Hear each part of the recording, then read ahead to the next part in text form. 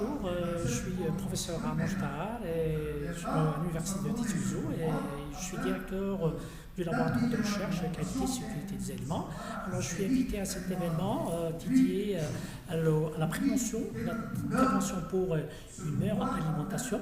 Alors je suis venu justement pour participer à cet événement en présentant une communication sur une alimentation saine et sur cette période-là où les gens sont exposés comme ça à une alimentation moderne qui véhicule des substances qui ne sont pas nécessairement bonnes pour la santé et qui sont même nuisibles si on parle des contaminants chimiques qui sont présents dans l'alimentation que nous recevons chaque jour. Comme vous le savez, on est dans une ère où il y a l'industrialisation de l'agroalimentaire et puis nous avons aussi une société de consommation. Nous recevons quotidiennement un flux de produits alimentaires importants et ce flux-là, bien sûr, constitue, si l'alimentation n'est pas bonne, un risque auquel il faut vraiment penser et réfléchir pour pouvoir le prévenir.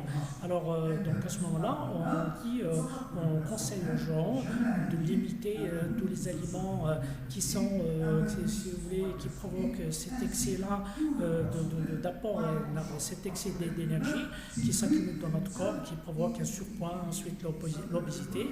Et l'obésité, comme on le sait tous, c'est un terrain favorable à différentes maladies cardiovasculaires, diabète, et nous avons aussi les cancers.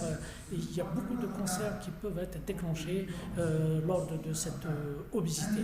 Donc, alors, on dit aux gens, faites attention, il ne faut pas consommer beaucoup de produits sucrés, éviter les aliments qui contiennent du sel, beaucoup de sel, des aliments qui contiennent beaucoup de sucre et des aliments qui contiennent beaucoup de gras saturés. Le gras saturé qui complique un peu la situation en apportant beaucoup plus d'énergie et du cholestérol qui n'est pas bon pour la santé lorsqu'il est en excès.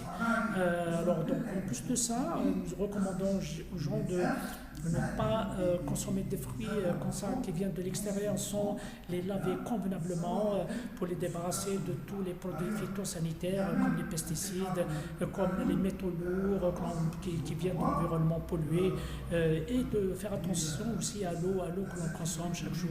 L'eau, si elle n'est pas propre, elle peut aussi porter préjudice à la santé.